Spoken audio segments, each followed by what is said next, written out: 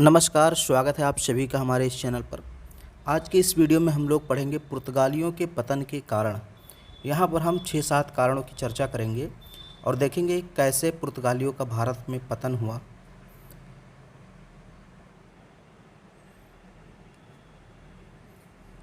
पुर्तगालियों के प्रभुत्व की समाप्ति के कारण, आप पतन के कारण कहिए या प्रभुत्व की समाप्ति के कारण कहिए। भारत में आने वाले यूरोपियों में पुर्तगाली ही सर्वप्रथम माने जाते हैं। ऐसा माना जाता है कि सर्वप्रथम हमारे देश में पुर्तगाली ही आए। और कौन आया था, मैंने आपको पिछले वाले वीडियो में बताया था कि सबसे पहले आया था वास्को डी गामा 1498 ईस्वी में। पुर्तगालियों ने भारत में अपना साम्राज्य स्थापित किया, परंतु शीघ्र ही इनका पतन हो गया। इसके पतन के कई कारण थे, जिनका उल्लेख निम्नांकित शीर्षकों के माध्यम से भली प्रकार किया जा सकता है। अब हम एक एक करके कारण देखते हैं। सबसे पहला कारण है दोषयुक्त प्रशासनिक व्यवस्था। भारत में पुर्तगालियों द्वारा स्थापित शासन प्रशासन व्यवस्था अत्यधिक दोषपूर्ण थी। कर्मचारियों के वेतन अत्यंत कम थे, अतः चारों ओर भ्रष्टाचार का बोलबाला था। पुर्तगाली अधिकारी खुलेआम रिश्वत लेने में हिचकिचाते नहीं थे। इस कारण प्रशासन में स्वेच्छाचारिता चरम पर पहुंच गई और पुर्तगाली भारतीय जनता के हृदय में अपने शासन के प्रति वफादारी के भाव जागृत ना कर सके। इस प्रकार दोषपूर्ण प्रशासनिक व्यवस्था पुर्तगालियों के प्रभुत्व की समाप्ति का कारण बनी। तो पहला कारण आपने देख लिया, दोषयुक्त प्रशासनिक व्यवस्था, यानी कि जो पुर्तगाली प्रशासन था, जो भी उसके अधिकारी होते थे, कर्मचारी होते थे, वो घूसखोरी करते थे। क्यों करते थे? क्योंकि उनको वेतन कम मिलता था। तो जब वेतन कम मिलता था तो घूसखोरी के माध्यम से अपना पेट भरते थे। एक प्रकार से खुलेआम रिश्वत लेते थे। भ्रष्टाचार का बोलबाला था और इस कारण जो भारतीय थे वे पुर्तगाली अधिकारियों में या कर्मचारियों में विश्वास नहीं करते थे। और यही कारण था कि पुर्तगालियों का शासन भारत में ज़्यादा दिन तक नहीं चला, या उनका प्रभुत्व ज़्यादा दिन तक नहीं चल पाया, क्योंकि उन्होंने भारतीयों का दिल नहीं जीत पाया। फिर दूसरा कारण हम कह सकते हैं धार्मिक असहिष्णुता की नीति। पुर्तगालियों के पतन के कारणों में उनकी धार्मिक असहिष्णुता की नीति का भी उल्लेख किया जा सकता है। उन्होंने ईसाइयों के अतिरिक्त अन्य धर्मावलंबियों के साथ कठोरता का व्यवहार किया एवं उन्हें जबरन ईसाई बनाने का भी प्रयास किया।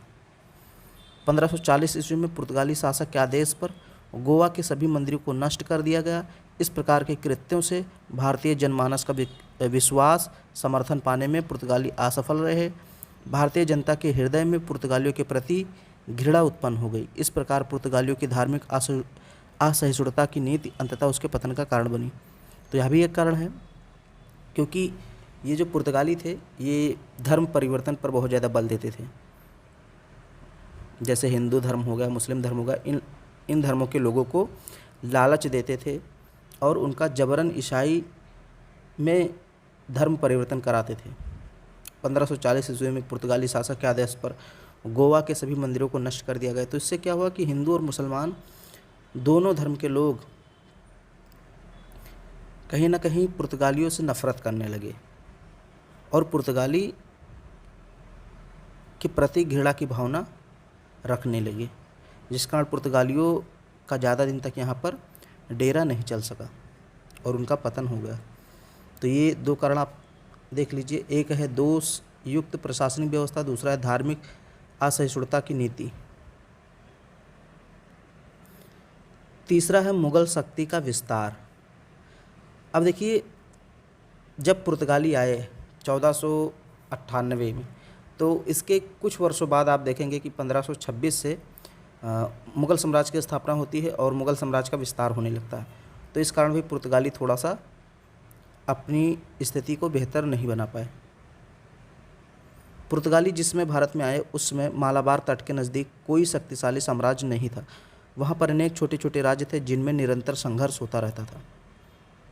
पुर्तगालियों ने इस स्थिति का लाभ उठाया, जिससे भारत में शीघ्र ही पुर्तगाली बस्तियाँ स्थापित हो गई।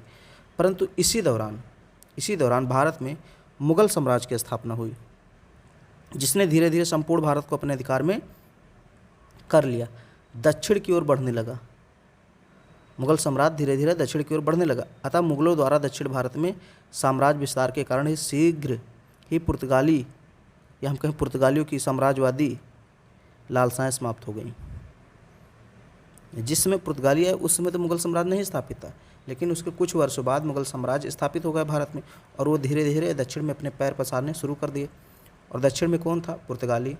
तो दोनों में टकराहट हुई और अंततः पुर्तगालियों को भागना पड़ा, या हम कहें उनकी शक्ति धीरे धीरे कमज़ोर पड़ने लगी। तो चौथा कारण है स्पेन का पुर्तगाल पर अधिकार। स्पेन ने 1580 में पुर्तगाल पर अपना अधिकार स्थापित कर लिया, जिससे पुर्तगाल के हितों की अवहेलना होने लगी। स्पेन के शासक विलियम द्वितीय ने पूरब की अपेक्षा पश्चिम की ओर अपने साम्राज्य का विस्तार करना अधिक उचित समझा। इसी कारण पुर्तगालियों का पूर्वी साम्राज्य की पूर्ण उपेक्षा कर दी गई। इस कारण भी पुर्तगाली साम्राज्य का वैभव शून्य होने लगा।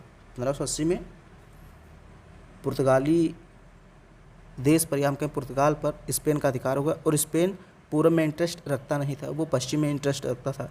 इस कारण भी कहीं ना कहीं जो है कि पूर्वी साम्राज्य यानी कि जो भारत था वो कहीं ना कहीं पुर्तगालियों के हाथ से चला गया।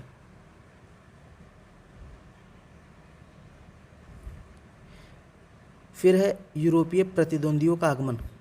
तो धीरे धीरे मैंने आपको बताया था कि सबसे पहले पुर्तगाली आए, फिर डच आए, उसके बाद ब्रिटिश आए। तो ऐसे करके कई यूरोपीय कंपनियां आई, और धीरे धीरे क्या हुआ कि पुर्तगाली कंपनियों को इन सभी से लड़ना पड़ा, संघर्ष करना पड़ा, और उस लड़ाई में पुर्तगाली कंपनी पीछे हो गई।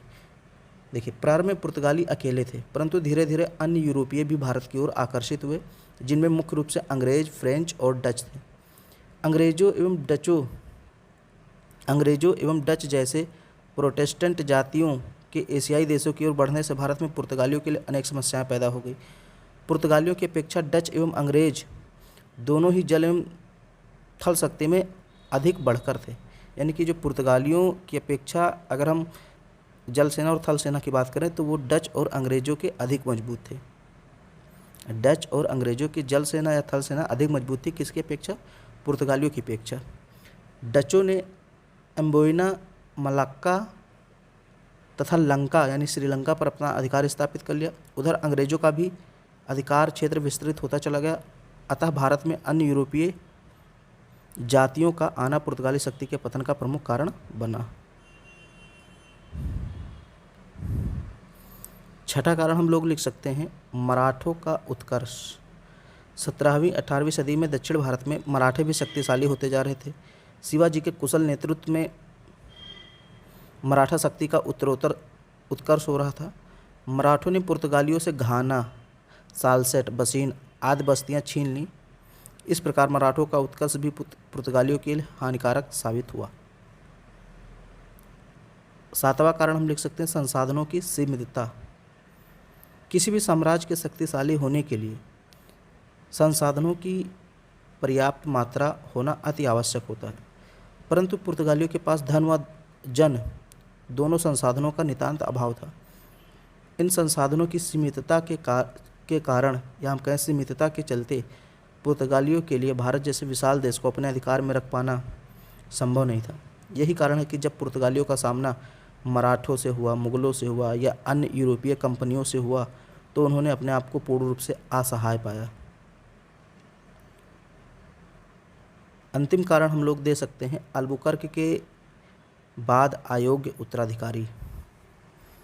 क्योंकि अल्बुकर्क के बाद जितने भी उत्तराधिकारी आते हैं वो उतने योग्य नहीं होते हैं कि पुर्तगाली कंपनी को अच्छे से भारत में चला सकें। अल्बुकर्क ने भारत में पुर्तगाली साम्राज्य की नींव को सुदृढ़ बनाने के साथ साथ अपने प्रशासकीय योग्यता से एक सुव्यवस्थित शासन की स्थापना भी की थी, परंतु उसके उत्तराधिकारी उसके समान योग्य नहीं थे, वे निर्बल और स्वार्थी थे। ऐसी स्थिति में पुर्तगाली साम्राज्य का पतन होना अपरिहार्य हो गया। तो ये पुर्तगाली साम्राज्य के पतन के या हम कहें भारत में पुर्तगाली साम्राज्य के पतन के 8 कारण हैं। इसमें से अगर आप 5 कारण भी एग्ज़ाम में लिख देते हैं तो आपको अच्छे मार्क्स मिलेंगे। आप हेडिंग अगर लिख देते हैं उसके अंदर थोड़ा बहुत आप उससे रिलेटेड कंटेंट लिखते हैं तो आपको अच्छे नंबर मिल सकते हैं। तो उम्मीद करता हूँ वीडियो आपको पसंद आया। वीडियो को लाइक ज़रूर कीजिए, शेयर कर दीजिए। चैनल पे पहली बार आए हैं तो चैनल को सब्सक्राइब कर लीजिए, और कोई क्वेश्चन है तो आप कमेंट बॉक्स में ज़रूर कमेंट कीजिए।